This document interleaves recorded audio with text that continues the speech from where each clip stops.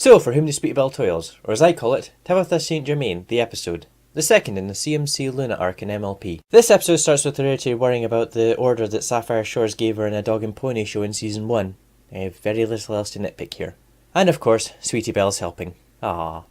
But then, Sweetie Belle asks Rarity for help with the costume she made for a play that she and the CMC are doing. The dresses are right over there! Also, could you fix some socks for me? Actually, what the heck is that sleeve made of? Tights? Well, anyway, the CMC are getting ready, but the costumes are late. I directed it, I'm in it, I made the costumes. What is this? The room? I cometh forthwith and post haste with glad tidings, m'lady. You're tearing me apart, Sweetie Belle! Try to be gracious. Modest.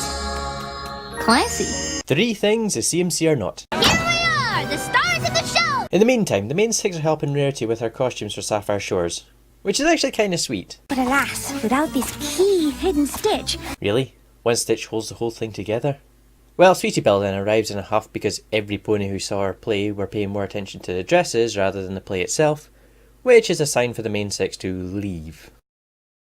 I'm Pancake! Sweetie Belle, get me some red ribbon. No, that's not red, that's cherry. No, that's not red, that's cinnamon. That night, Sweetie Belle's frustration is preventing her from sleeping. In fact, I'm surprised she doesn't burst her pillow with her horn. Actually, I wonder if unicorns ever wake up with their pillow stuck to their head.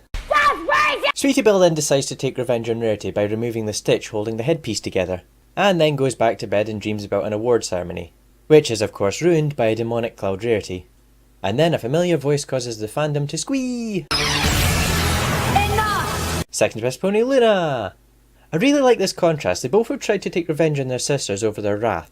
However, where Luna has had to live with the results of her mistakes, Sweetie Belle is still at the stage before her mistake is played out. Luna then takes Sweetie Belle back to her 5th birthday party. And of course you'll all want cake, won't you? The cake is a lie. But then Luna shows the party from the partygoer's perspective. And of course you'll all want cake, won't you? The cake is a lie. This scene shows the importance of perspective. Sweetie Belle was taking so long to get ready that the partygoers were getting bored and started to leave. So Rarity tried to salvage the party rather than hijack it like Sweetie Belle had always assumed. Of course, then there's a nightmare. I've heard some argue that it was Luna showing Sweetie Belle those things and others saying it was Sweetie Belle's imagination going wild. Personally, I don't think it's as important as what is being shown. It shows that those 5 seconds that Sweetie Belle took taking revenge on Rarity, by removing that one thread from the headpiece, could ruin her whole fashion career. A career which she's pretty much spent her whole life pursuing. So the CMC board are trained to rectify Sweetie Belle's mistake. And after some hijinks that I really don't have much to talk about, we get a game of keep away. You gotta see this with the cinnamon ribbon. You'll love it. Sweetie Belle! After that, Sweetie Belle runs into Luna, who tells her this is not a dream and gives her the thread to fix the headpiece. Sweetie Belle then explains everything, apologises to Rarity, and the episode finishes off. I like this episode. It teaches kids the dangers of wrath and how their 5 seconds of revenge could have more drastic consequences for the person they take their frustration out on. Which in these days of anonymous, even adults seem to forget. One thing that really stood out to me was this episode's use of music. And no, there isn't a song. The music is very dark and foreboding in the nightmare scenes, fast paced during the keep away scene, and light and fluffy at the end. Yeah, I'm probably not using the right terms, but it really adds to the effect of those scenes. Another thing I liked was Sapphire Shores. She was given a lot of characterization in this episode. And not to rehash what Silverquill said, but she's portrayed as driven, but not bossy, and I really hope she makes a reappearance in the show again, much like Firefly.